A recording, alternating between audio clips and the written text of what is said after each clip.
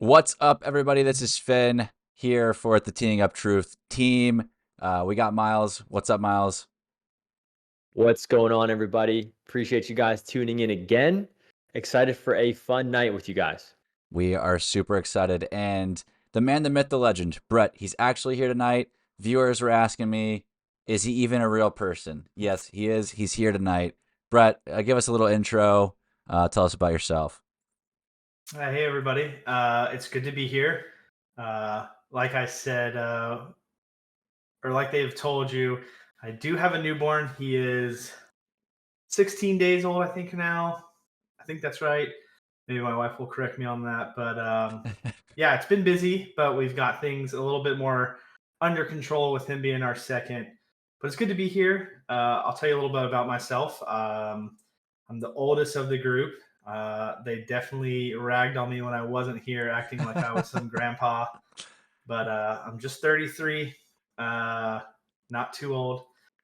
But yeah, I picked up golf when I was a kid. My family played. My parents both played. My mom was pregnant with me, about 8 months pregnant or so. Couldn't go to her last competitive golf tournament, and so I kind of killed her career, but not really. She was a great golfer her whole life. My dad was too. I still play with my mom, and probably around 16, 17, 18, took like a good 10-year hiatus, as a lot of people do with just how crazy life goes, and picked it back up as of recent. Uh, and it's been a lot of fun. I'm sitting at like a 10.9 handicap right now, which is probably a little generous, but I love the game. It's super fun. I'm definitely a solo player. It's like a little bit of my escape. Not that I need it from my family, but I do enjoy that time. And, I like yeah, that clarification. I've known Steven for about 10 years now and known Miles for about 3. Miles and I met with our 2 oldest kids. We're in gymnastics together, as he told you guys. And I actually met his wife because I'm the stay-at-home parent, and would go in, we'd hang out in gymnastics, and then sure enough, our kids bonded. I asked to meet the husband, and thank goodness he was another golf buddy because you never know how that's going to go. And it's been great. Hopefully someday in the future I get some lessons from Miles. I know Steven has already got it. Maybe he'll tell you a little bit about it today. But that's enough about me. We'll get into I want to it. tell just a quick story. 30 seconds. My wife comes home, and I had known she was taking Liam to gymnastics for the past however many months. Dude, guy was in gymnastics before he could walk. I would mess with her about that to begin with. No. But now one day she's like, yeah, this guy, his dad who's there with his daughter, he's super nice, very friendly. They want to hang out.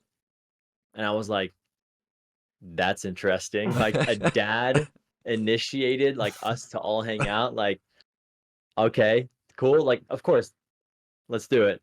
And then I met Brett, and of course, he wasn't a creepy guy. And our wives are like literal twins, so it works out. Nice. Yeah, I mean, my wife hasn't met Miles' wife, but we have all known, the 4 of us have known each other a while. So we all actually, yeah, quick story, another tangent. Brett and I were friends before I met my wife at the time, but she actually grew up in the house across the cul-de-sac from where Brett grew up here. Yeah. And there next door neighbors for sure. Yeah, there were times that she had a dock on like a pond at her house, and we wouldn't go fishing on her dock, and I had no idea who she was, or like anything about her family. Then we met later in high school and ended up getting married. So crazy small world, Brett's Very just small. a glue between so many people. He's the glue between us here. We're super happy to have him on board. He brings a lot of great perspective, and it's going to be fun once we can actually get on the course, the 3 of us, and record some stuff, because a 2v1, me and Brett versus Miles, who was a 3 handicap, like he said, trying to be scratch again, it may actually be competitive. if Brett and I can. If we play well, right. Yeah. So, Yeah. looking forward to that. Let's jump in though. The golf ball rollback has officially been announced. As of today. Yeah. We lost Miles' camera, but that's okay. As of today, I sent you guys that an Instagram thing that the USGA posted. Yeah. But wait, I need to pull it up because it was interesting. But it's officially happening. No, it's happening. 2028. You'll pull it up, Yeah. but 2028 is like really when it goes into effect, which is crazy to think about. I mean, we're talking about something that's happening 5 years from now. I Yeah. guess 4 years from now. It's almost 2024, but I mean, I asked for Pro V1s after you sent that today. Texted the brother-in-law and like everyone else, and I was like, just give me some golf balls. Yeah. They're saying that the average male amateur is only going to lose 3 to 5 yards, I think is what they're saying. their driver. On their driver. Which I guess like shouldn't be too bad. But I read a tweet the other day that said like a Titleist golf ball, maybe a Pro V1 from like 1990 wouldn't pass the standards of the new rollback ball that they're having. I don't know if that's true. I didn't do a lot of fact checking on that, but I thought it was interesting. But it's crazy. It's officially happening. I know we've talked about it before. I don't really know where any of us actually lie. I think there's pros and cons either way, you know? Pro, it brings some skill requirements back into the game. You probably have to learn how to shot shape more. You'll need to figure out how to hit your longer irons more often. And I think that's fun. Con, hitting the ball far is fun. What are your thoughts? For sure. I'll go first. Go ahead, Brett. Yeah. Yeah. See, what I want to know, and I haven't looked into this, but I know when we were talking about this, I thought about. I want to know for someone who's like who likes a less spinny ball. I want to know if these balls have like less spin or they're more spin. I'm sorry, That I had some technical difficulties. My computer froze, so last thing I heard was less spinny ball from Brett. Pick back up, Brett. Oh, okay. I didn't know. Yeah.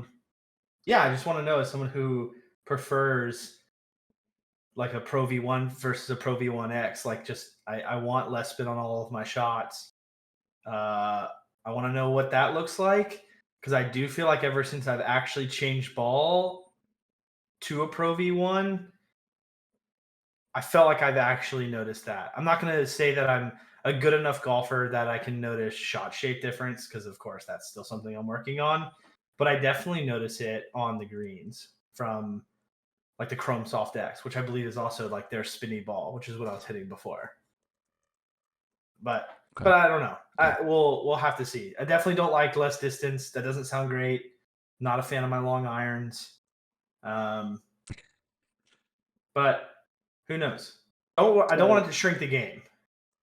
Yeah, so I actually listened to I listened to the No Laying Up podcast the past couple days. Yeah. And of course, I've caught up on a lot of content that's come out today, and I understand it a little bit better now. In like the simplest way, really, depending on your swing speed, your club head speed, your ball speed is really how much it'll affect you yardage wise. They say that it'll affect the amateur, about 5 yards, but that's saying that amateur swing speeds are like this or whatever average, right? The higher your club speed, your ball speed, the more it'll affect you. So that's why they say on tour, you can expect about, I think they said 15 yards or so, 10 to 15 yards. So yes, I understand a lot better now, kind of like how they're going to be doing this. And What's the physical difference in the ball? Do you know that? They didn't talk about the physical differences. That's going to be happening in the next 4 years. few years of manufacturing and testing, all that kind of stuff. But But okay. I'll put it this in the simplest way to understand it. It was a video I saw actually like a couple hours ago. Dan Rappaport explained in like I think it was a foreplay pod or something like that. They said, "Explain it to me like I'm 5." Yeah. And he was like, "Okay." Basically, they have a machine that hits golf balls perfectly, Right. right? And they can set the club head speed. Well, a conforming golf ball for the past 20 some years was based on, I can't remember what it was, 100 and something miles per hour. The ball could not go more than 317 yards. All Right. they're doing is making it to where I think it's the club head speed of the machine, they're increasing it a little bit, I think to 100. I can't remember the daggum numbers. I wish I did. Mm-hmm. They're just increasing the club head speed, and the ball still cannot go more than 317 yards. Okay. So That they're makes just having sense. to dial the ball back a little bit They to just where, increased the ceiling on that club head speed. yes, the reason why is because over the past 20 years, average ball speed, club head speed, that's all faster. So um, it's just really catching up. And the comments have been made like, yeah, this should have happened 20 years ago or whatever. But yeah, I mean, would have been easier. But Mm-hmm. here we are today. Dude, the nerdy pros are gonna eat this up. They're gonna try to I- figure out a way to get around it, how to hit the ball properly for it, and all this Well, stuff. It's so gonna be here's the crazy. thing, like that I'm pretty sure tour averages of swing speeds and things like that, they're not actually swinging max effort. And so like people are just going to keep training and they're going to learn how to hit the ball far, or they probably already can hit the ball farther, you know? And they're just going to start swinging harder. When they need to. Right. Yeah. Everyone has an extra gear that they reach it, like, that they put it into on holes that have no trouble or a par five. And yeah, I mean, I see both sides. I can argue both sides Mhm. if it was a debate. So I'm pretty neutral. The more we've talked about it, the three of us have talked about it at length. And the more I talk about it, the more I just like, I don't know if I actually care anymore. Like at first I thought it was like going to be a big deal, but like at the end of the day, I don't think it will be. I think it's a weird decision at the end of the day. I don't think they need to do it, but I don't think it's going to be a terrible thing for us or for the tour players or anybody really. Well, see, the thing is, I would have never thought about just being like I'm a passionate golfer. Yeah. I follow all golf. I'm big into golf, but unless they would bring this up, I would never think about this. About, oh man, in 5 years from now, if we don't make any changes and equipment and everything keeps getting better and golfers start working out more and being stronger and more fit, I've never thought some golf courses may end up being not playable for a tournament because they're not long enough. Mm-hmm. And I wouldn't want that to happen, of course. Wouldn't want to lose some like really cool courses that we all love watching because they're not long enough and they can't, be set up for a PGA Tour course. Yeah, but like, And then of is course 15 the other yards side. really going to make a difference in that? That's what I'm I feel like the not long enough thing is like reaching a little because it's like, don't they just shoot low? Like they just shoot lower, right? I do miss the days like the Tiger era where it was like obscene when he would shoot super low. And now you're kind of like it like there's some majors where it's 17, 18 under. And I'm like, I Yeah. do miss it when majors were like super difficult. When you see US Opens one at like 4 under. Yeah. But hopefully that might go back to this with all this ball stuff. I Yeah. don't know. Golfers are so good though. They've just gotten so much better. The whole field. Well, okay. This is a tangent we didn't discuss before. It's a question I have, but it's led me to if Ben Hogan was on tour today, or one of those guys that played with like literal wooden clubs and stuff, like, and they use modern day equipment, who would be better, like modern players or the players back in the day using modern equipment? Bobby It's so Jones, hard. Ben, It's like you yeah. can't. It's like apples to oranges because different golf courses, different setups. I don't know, dude. I I don't know, think man. those guys would I don't know. destroy modern day golfers. Oh, really? I See, I'm a big proponent of all the old heads in sports would just get smoked. Like nutrition, physio, everything Everything's just gotten better, nowadays man. is just everyone's faster, bigger, stronger. I just Everyone's think more those athletic. guys, but in a game of golf, there's a lot of finesse, And back then, Yeah. using old, outdated clubs and things like that, like the finesse they have, being able to use these clubs, I just think they could be able to just like put it anywhere with the forgiveness and the spin, the grooves, and the different types of Yeah. technologies. I really think that they'd have just a touch that no one else would have. It's really Could hard to be. even think about or like wrap my head around that. I think that I don't know, to Brett's point, everyone nowadays bigger, faster, stronger. They would be great ball strikers and they'd probably have a great short game, Hmm. but just because they don't have the speed, Yeah. I think I they just would think that adjust. I just think it would take. There's also like something to be said, the fact that that's all they knew, so they grew up with it. They practiced it Hmm. a ton. So like I think if you gave whoever, Victor Hovland, whoever you want to pick, I think if you gave him a set of wooden clubs and you let him play with it for 10 years, he would go out and shoot pretty good with it. If you gave him it for one round, he'd be like, these suck. it'd be a good question for like the PGA Tour media, like the social media people who like create like the cool Instagram posts and stuff Hmm. and TikToks to ask current golfers that question. Like, how good would Ben Hogan be today Yeah. Right. with our equipment Mm. Right. on courses, like on these course setups? Right. Um, We'll make enough money someday to host our own tournament with a cash prize that makes people want to practice with wooden clubs. And you have to come out and play with wooden clubs too. Then we can really see how good people could get. Wow. I have some of my dad's old wooden club. Like I have an old wood and I have a set of irons that are there's a special word for those old clubs. I forget what they're called. I have not hit a wooden club in a long time, actually. Yeah, You guys see that guy it's hit crazy. a little like golf ball with a croquet bat? Um, No, oh, dude, Mm-mm. it is the craziest thing I've seen. It's one of the craziest things I've seen. I'll have to find the Instagram picture for you or a video for you. Um, okay, sorry, that was a tangent that I didn't mean to bring up, but I thought it was a good question. And I'm gonna ask it more often. Maybe We had all maybe three to different answers too, so yeah, someone's Miles gonna get didn't roasted. know. You were like, no way they would win. I'm I think they would. yeah. I think they would. I think in a game of finesse like golf, their touch would be much better. Um, Mm. but I got some, hopefully some hot takes that people could agree with, disagree with, whatever. But I want to talk about pet peeves on the golf course.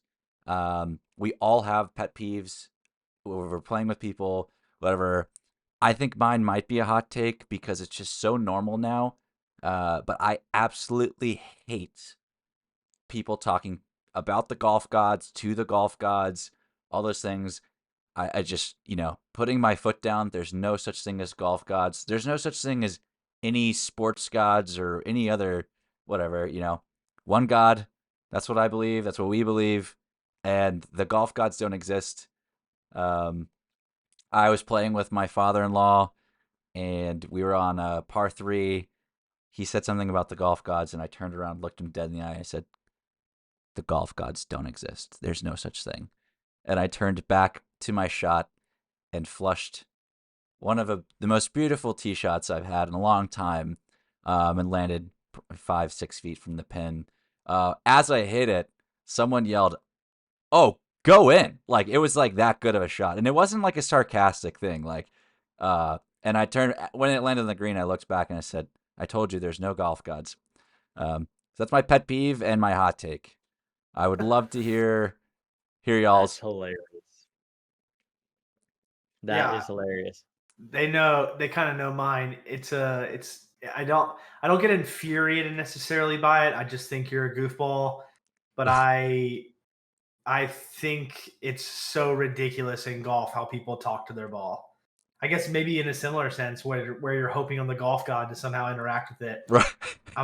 Every sport I played growing up, nobody talks to a baseball, no one talks to a basketball, a soccer ball, a tennis ball, nothing. But you step on a golf course and it's every shot people who talk to their ball, and I'm like, Yeah, what but are we? it's What are you so doing? good. Yeah, but It is so common, and I've caught myself doing it. It I was makes me just about to mad. say, I've but heard you tell your ball to sit or something. yeah, and I'm like, people probably think I'm ridiculous right now. Like, what are we doing? I That's do a hot, yeah, that is a hot take. I do think though, like I do kind of like Quan's little like snap thing he does over. He does it like always same hand down by his thigh when he wants the ball to sit, but he doesn't always talk to it. Mm-hmm. But like that kind The of Jordan stuff. Spieth. Jordan Spieth. Yeah. But Yeah, every golfer I does love it. that. It's Spieth to like the 40 handicaps that I've played at Munis with, where they're just like they hit a shot and they're like sit, and I'm like, dude, you just scolded out of the bunker. That's like going to the next tee box. What do you mean sit? I really like Luke Kwan's. He doesn't talk to you're right. I mean, I think he does every once in a while. But have you ever noticed Sometimes. when he's putting and the ball's like going by like on the left side of the hole, and he always sticks up his putter He flicks it. and he's like Yeah. trying to get it to go. I like it. I don't know. It's such a subtle thing. They all have their mannerisms. Yeah. Yeah. I don't talk to my ball because one, if I hit a shot, I don't know if it's going long or short most of the time. And so I don't know Fair. if I should tell it to sit or to go, or to develop, as Fat Perez would say. Oh. Uh, And this when they know how their ball's spinning in the air, I don't know how they do that either. Yeah. Or they're like, oh no, it's super spinny or it's knuckling. I'm sure Miles is like, how do you guys not know this? But I'm like, what the heck? You can How feel do it, you know man. You that? can feel it. I'm sure I'll learn. Yeah. I mean, over time, man, you can tell if you hit it off the you guys can't tell if you hit it off the heel or the toe based on the feel? I can see. I can tell that, but I don't know what that means. Oh, I don't know if that always. If I hit it off the heel, does the same thing happen to the ball every time? If you hit it off the heel, it's typically not going to go as far. It's going to be a little more spinny. and it's probably going to spin. Yeah. You're probably going to hit a slice off the heel. Yes. Yeah, it's a little more spinny. Won't go as far. And then if you hit it off the toe, same thing. It may not go as far. It might be a little You bit get those of a little draw. snap hooks. Yeah. Yeah. I don't know when I hit it off the toe because I've had now two lessons. And my heat map on all of my clubs, according to TrackMan, is the sweet spot for me is the toe.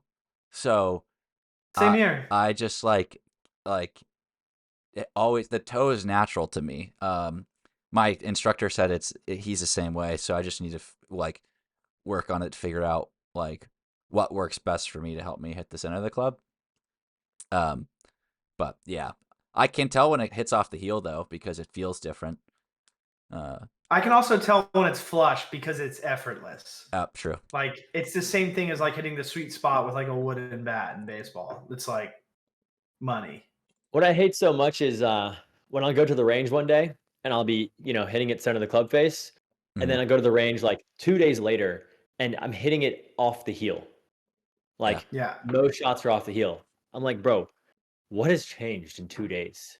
That was me at Barnsley. Like the second we started at the range, and I was just like, I know that if I sit here and try to change my swing, it's going to be worse than if I just try to play with what I got that day.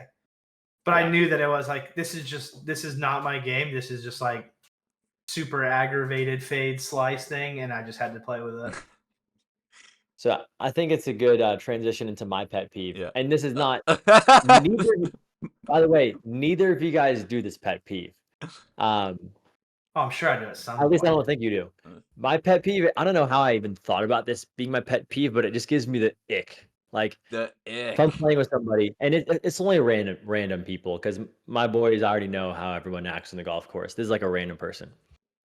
Like they hit a shot and it's really, really bad. And my pet peeve is when they make a ton of excuses and they act like that this doesn't normally happen for them. Like they thin it over the green from like 80 yards out. I never do that. Like, where did that come from? I'm like, bro. That's the sixth time you've done that. That's the sixth time you've done that this round. Right. Like, dude, it's fine. Everyone's different level. And again, I'm not saying I'm not making fun of people for being bad. Like if you can be a 40 handicap and I'm going to love you just as much as if you were a +3 handicap, if you're a cool person. It's just, when they make excuses and I'm like, bro, it's so cap. Like, where'd this draw come from? Why am I hooking it? I'm like, bro, I mean, I don't know, man. Just not a good shot. Just accept it and go drop up there, hit 3. Like, I don't want to hear your excuses. If you're gonna suck, I love you still. I suck sometimes too. Just I don't want to hear the excuses. That's all. I think like I totally understand where you're coming from, and I don't try to do that. One, because I know I'm a bad golfer right now. But there are times where I hit a shot and I'm like, whoa, where the heck did that come from? But and it's not an excuse, it's more of like a general like, wow. Like, and I think Yeah. How did I do that? yeah, like honestly, I might ask that when I flush it more often than when I hit a bad shot. Yeah. Yeah. I'd rather have people just be like, yep, bad swing. Yeah. Just like take the accountability. Yeah, You know? Yeah. absolutely. I think I said where did that draw come from actually, but it was because it's like the first draw I ever hit in my life. And I And was again, like, how did I do that? It was more of shock. I was like, can I do this every time? Because Yeah. there's nothing more satisfying than when you like have always played a fade or like a straight ball, and then all of a sudden you hit that little baby draw, and you're like, I want to do this. I want to do this every time. How do I do this? This is amazing. yeah. And maybe I'm kind of crazy for that one, and maybe it's only Yeah, I don't think in you're No, crazy. rare instances. I Maybe know if what it you're happens talking like about. Yeah, yeah. 2 or maybe if it happens like 2 or 3 times, you hit the same shot, and like, yo, where'd this come from? It's like, dude, I've seen you do that 5 times today. It's like, Yeah. I Yeah. think you just chunk the ball a lot, Yeah. Yeah. to be fair. Right. Right. But well, okay, round robin again. I'll go, and then you guys say a second pet okay. peeve. My next pet peeve is if you don't fix your ball marks, and this again On the green or in the fairway? on the green. Yeah. Okay. I care more Have on the to. greens. Yeah. I mean, yeah, of Have to. course. If it's car path only, sometimes I'll be the first to admit I may forget to bring the sand out there. Like Yeah. that, we all do that. But fix your ball marks, boys. Take care of the course. I'll take care of you. I mean, yeah, playing with randoms when they just like blatantly just don't fix a ball mark.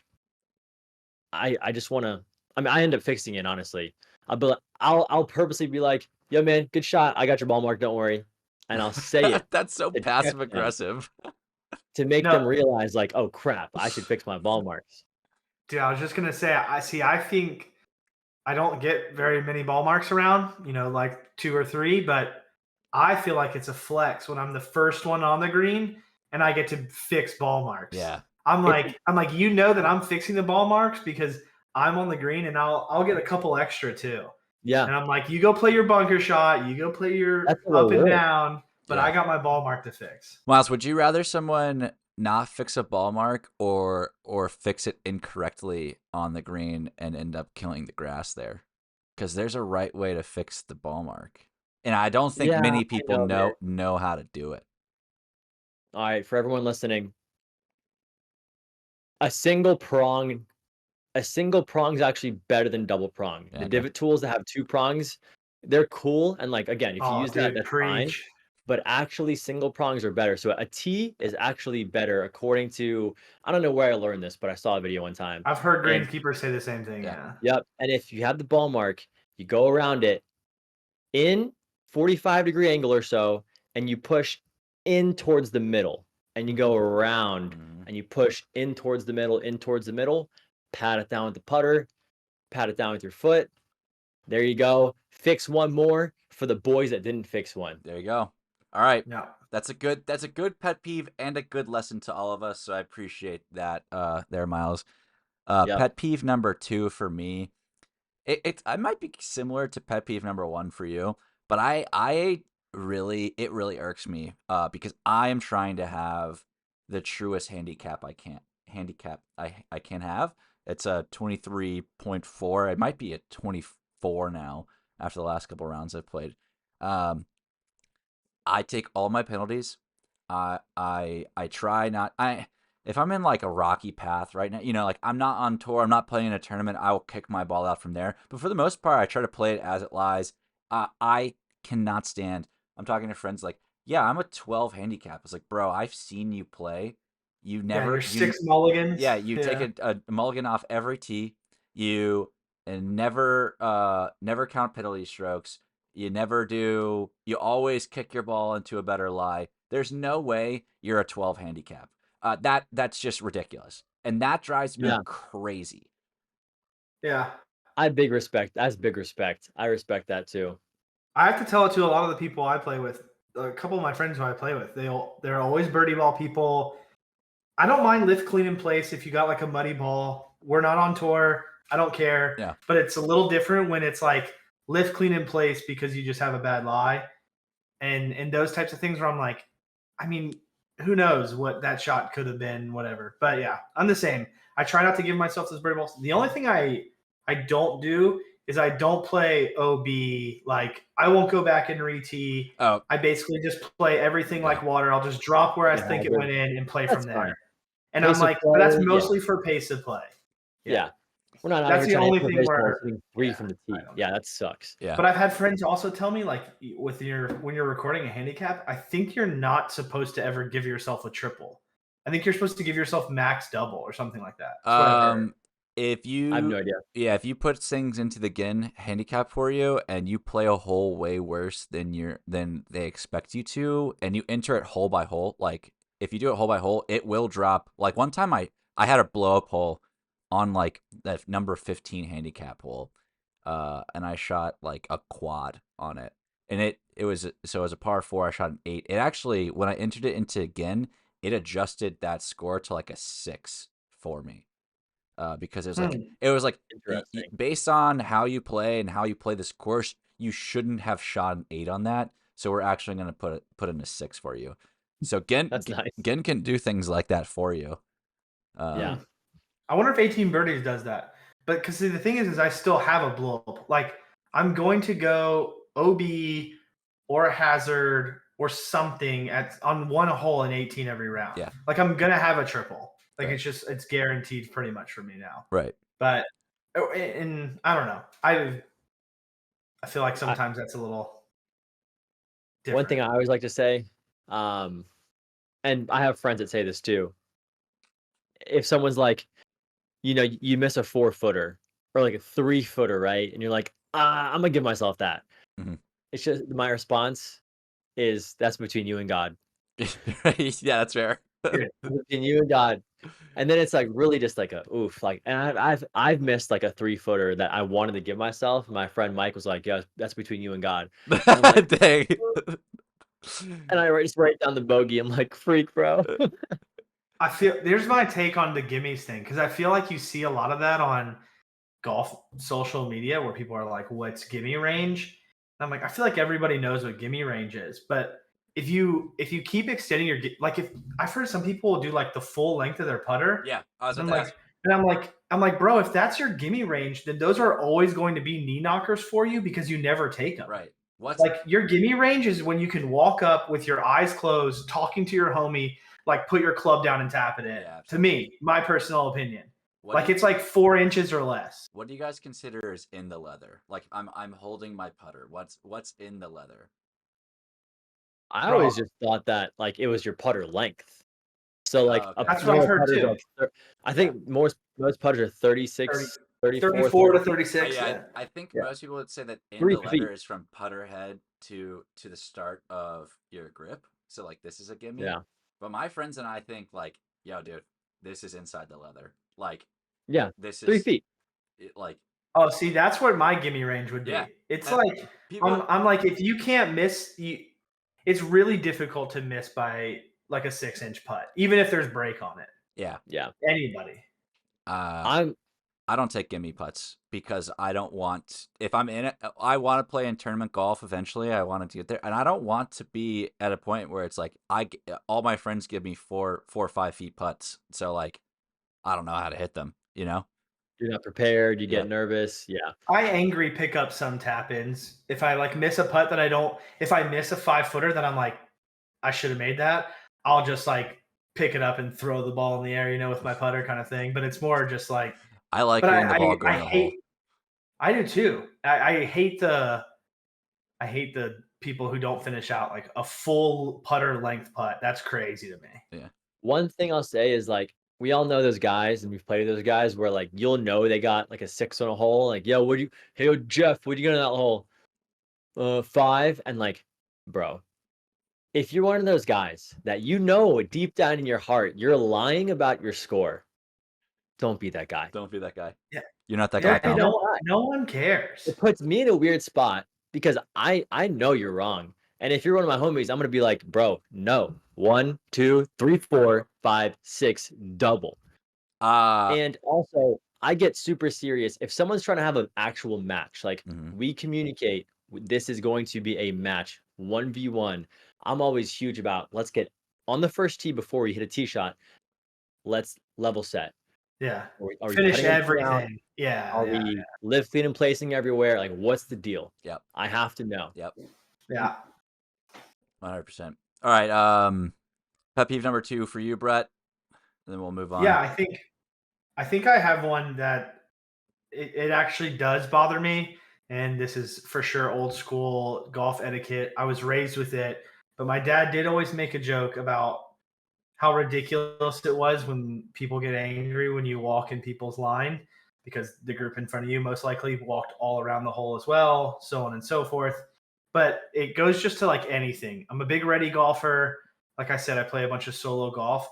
So if I hit my drive like right side of the fairway and you hit your drive left side of the fairway and we're both going up to our balls and getting our yardages and we do that little like awkward look over and I don't know what your routine is, like I'm just gonna walk up and hit my ball. And like there's definitely been time, it's not often, but there's been times where it's like you hear him swinging and he hit his shot and I'm like getting ready to swing mine or I just hit mine.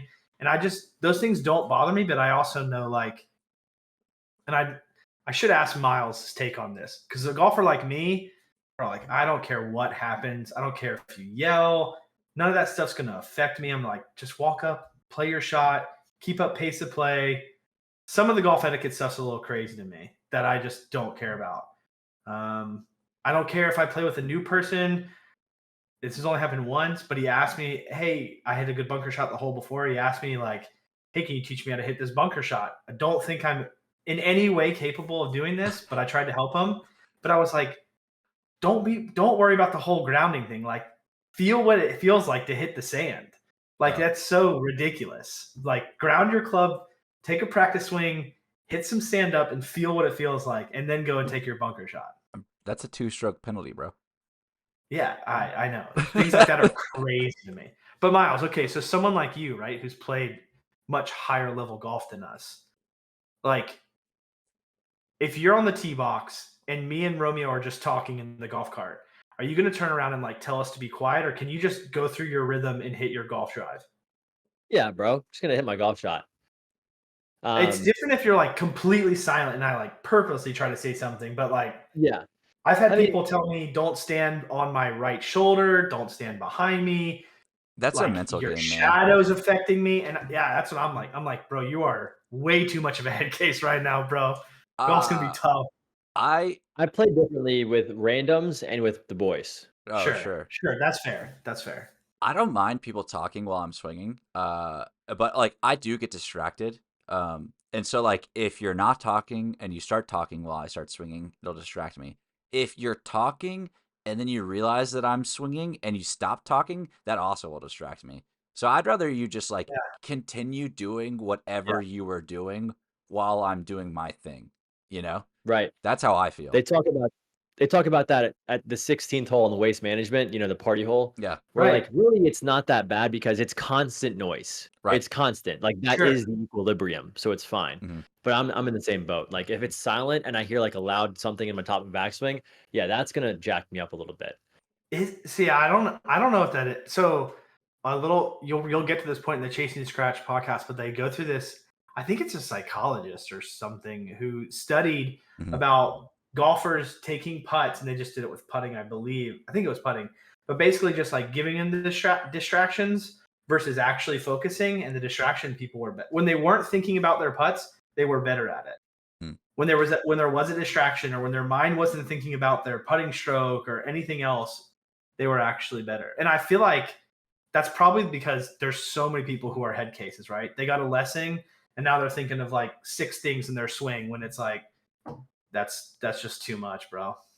Yeah, I totally I see the point. Yeah.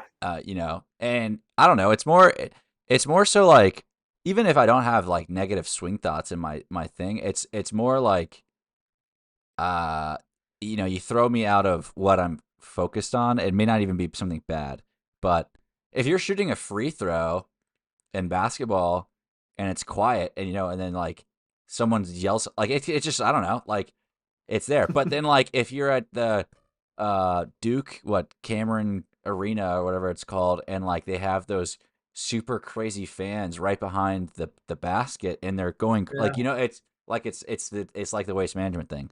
So Yeah. I see what you're saying. Like if you're distracted and not thinking, you could just like go through the motions and have better Yeah. mechanics and stuff like that.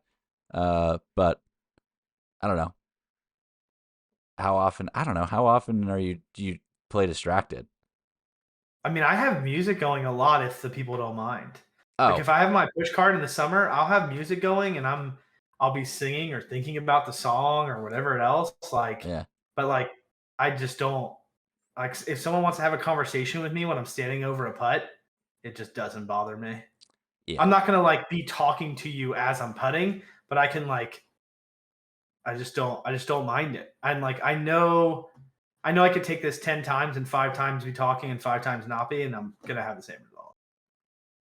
This is a conversation for a subject for another pod, but one thing that's super interesting to me is how professional golfers find like their flow state during a tournament because everyone's flow state is a little bit different. Mm, For Some sure. people try to completely zone out mm-hmm, and think about like them and their caddy will purposely talk about random things, mm-hmm, whatever, mm-hmm. and Yeah. keep their mind off of it. They get to their ball, they laser focus for 45 seconds. Some Yeah. golfers are just locked in the Yeah. entire time, like Tiger. Yep. You ever heard And I that love hearing story about of Tony huh? Finau who was paired with Tiger in like the Masters that one year, and Tony Finau was like, "Yeah, you know, like we got up to the first tee, and I was looked at him, I was like, hey man, how are your kids? Like, how's life?' And he's just like, good. And Yeah. Finau was just like, oh, it was in that Oh, moment I was like, this man's it's gonna be here, that day. this man's here to win, and we're not talking for the next Yeah. 4.5 hours. Uh, Yeah. so I get it. Love that. I think it's so cool. Yeah, We'll have to talk about that in the next pod. yeah, that's a It'd good be one. fun to play around like that, trying to focus like that. Say like let's see how big of a difference it makes if I'm just like if we're locked in. Like no banter, Yeah. like say nice shot, but like I'm drilling everything, Let's looking let's at Yeah. every lie, everything. let's play a serious round, me versus Brett, and Miles caddies for both of us. And so Miles is the caddy, like giving us tips and I clubs. can't not be in a golf course and not play. I'll die.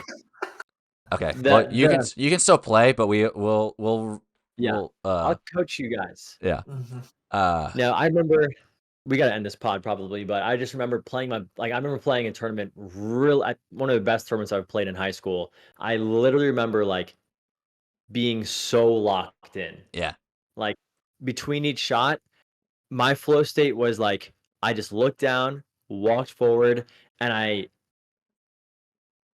I can't describe it, but there's a way to make your vision to where like everything's purposely blurry.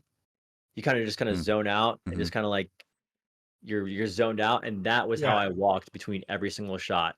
Never looked up except when I was hitting my shot, and I was lights out. It was Interesting crazy. because also in the Chasing Scratch podcast, one Ooh, of you've gotten to there. I thought about that too. well, I'm on season 2 now. I love the podcast. They were my Yeah. most listened to podcast. I did in my Spotify Wrapped. It was Chasing Scratch was the #1 podcast I listened to. But Yeah. that book, one of the books they read was like the guy was like, when you walk, you should always walk looking up, because it helps your posture, one, but two, it's just like when you're looking up, you feel more confident. Like you're Hmm. so it was interesting that you felt so zoned in by just staring at the ground the whole time. Yeah. Yeah. And it And he did wasn't a like whole round this. the opposite. Yeah, It was Right. just like, walking, but just like, yeah, yeah, yeah. kind of like looking down and just kind of like zoning everything out. Right. But they talk about how like Rory, like kind of bounces his way across the course when he's feeling good. Like, um, so Yeah. I definitely think it's there. We are coming up. We just hit 45 minutes. Let me ask a quick question. Um, do we think that we need to be good golfers to get anywhere in the YouTube golf scene? I think, like, are there bad golfers in YouTube golf that are popular?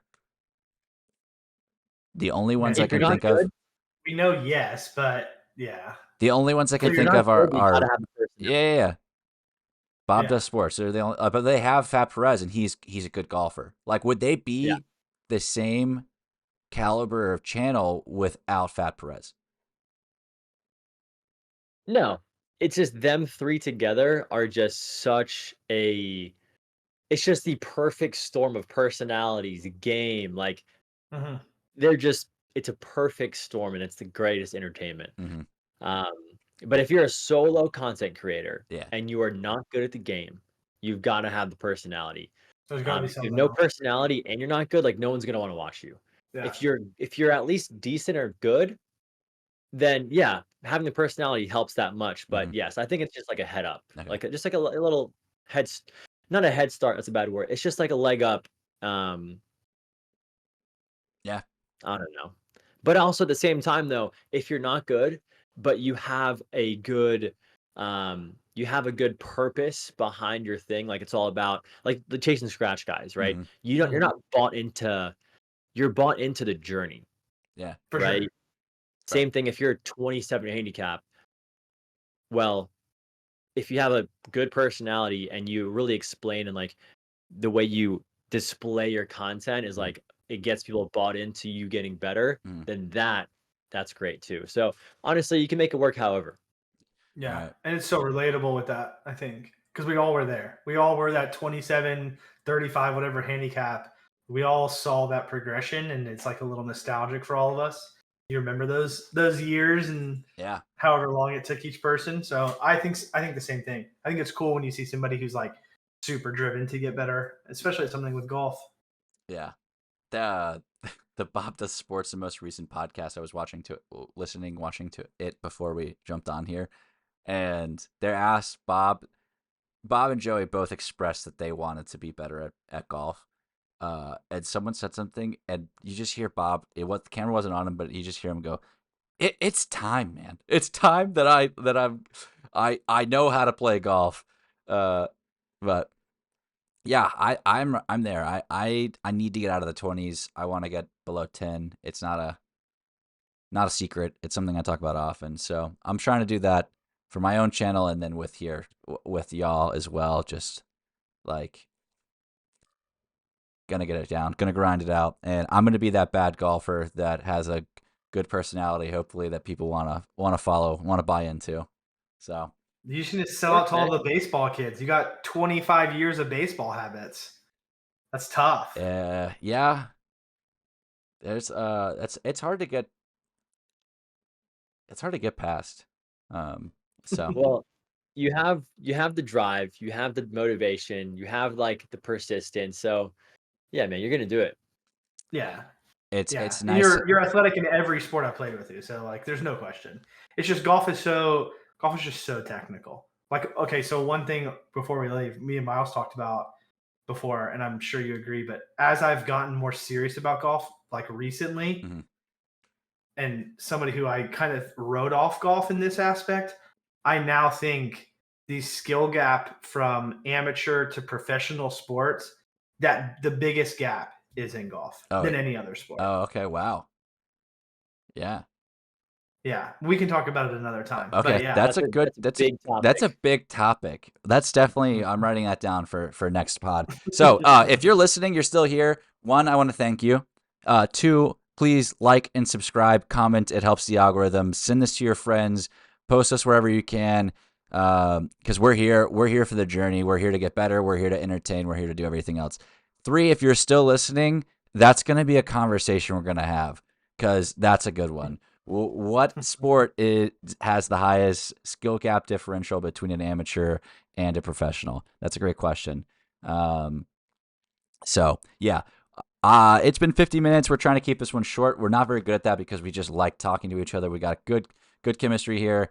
But I'm gonna send it out. we just thank you so much for having us. My name's Finn again. Brett has called me, I think, 3 or 4 different names here, and that's just because we've known each other for so long. Probably. But whatever he says, I'll respond to anything. So if you hear something else, he's probably talking about me. Brett, do you have anything you want to say before we sign off? Yeah, just super fun. Love being on. Thankful that I got to be in front of the camera and on the mics tonight for sure. It's better than being behind the scenes, but we got a couple more weeks here until the holidays. Hope everybody has a good holidays. We'll Yep. get a couple episodes out for you guys. Yeah. Just listen to it while you're doing yard work like me, whatever you can to help us out. We appreciate it. Absolutely. Miles, what do you got to say? First off, Brett, again, thanks for being here, man. Having a 16-day-old son and making it happen is big. I'm sure you're tired and exhausted, so shout out to you. For those of you guys listening, watching, appreciate y'all. Thanks for being here. Hopefully you guys find this entertaining in any way possible. But really appreciate you guys. Looking forward to what's to come. Absolutely. Once again, thank you so much. Like and subscribe. We plan to have this podcast out relatively soon after recording. We're going to try to record again and have it scheduled for December 18th. We're going to skip the week of Christmas. We're trying to be on an every other